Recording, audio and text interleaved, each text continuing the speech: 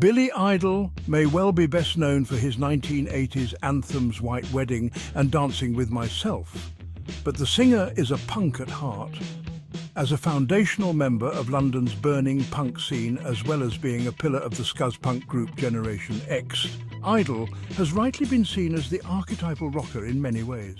Idol has checked off most of the entries on a rock star's bucket list, be it his bleached blonde hair or permanently snarling lip. Of course, near the very top of that list is the ceremonial trashing of a hotel room. Every star has done it, and every famous face enjoys it, no matter what they say.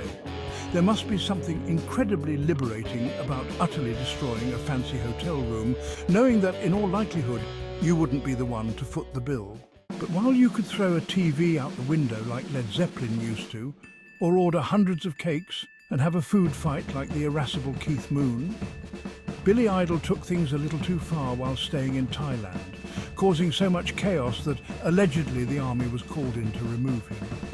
It was 1989, and the decade prior had seen Billy Idol become one of the most recognizable faces on the planet. Alongside acts like Blondie, Idol had provided punk with the perfect transition into the pop charts.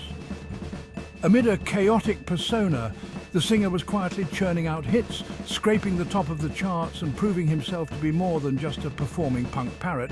He was a bona fide rock star. As most roadies will tell you, when this moment arrives for an artist, only bad things can happen. Even still, when Idol arrived at the Oriental Hotel in Bangkok, Thailand, nobody could have predicted just how badly things would go as the singer looked to complete every rock and roll trope in the book. In fact, even before he arrived, he had completed most of them. Idol is a man who, by all accounts, really should be dead. Not only has he come close to overdosing on many occasions, but he almost died while crashing his Harley-Davidson motorcycle too. When you add to this the copious amount of drugs he's taken and the sex he's had, it's safe to say that William Broad, Idol's real name, is a very lucky man. He wasn't so lucky in Thailand, however, unless, of course, you speak to the singer himself. "I was very lucky," Idol once said on an episode of Behind the Music. "I expect they could have put me in prison." The singer had been enjoying the excesses of rock star living when he arrived at the penthouse suite of the Orient. While there are many reasons for one to visit Thailand, culture, sights to see and beautiful beaches, Idol arrived hell-bent on a hedonistic concoction of drugs and women after breaking up with his partner Perry, following the birth of his son Willem. He stayed in the suite for 3 weeks as his binge went further and further down the rabbit hole. The drug-taking was so bad that Idol was even allegedly found unresponsive in the doorway of an elevator, with the doors opening and closing on him by none other than Mel Gibson. Eventually, the management had seen enough and tried to turf Idol out of the establishment, but the punk refused to vacate the room.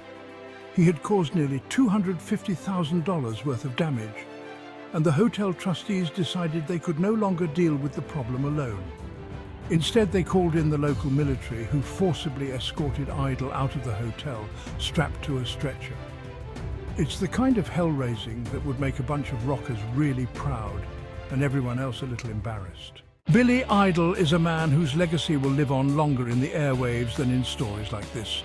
But while White Wedding and Dancing with Myself are both rightly considered iconic hits, it's hard not to raise a smile at the thought of Idol determinedly trying to keep on holidaying while surrounded by the military and safely secured to a stretcher.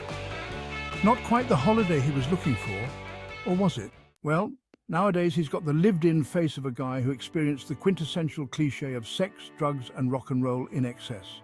And it's all in the pages of his very frank, very transparent memoir, beginning with that horrific motorcycle accident in 1990. He wrote it himself.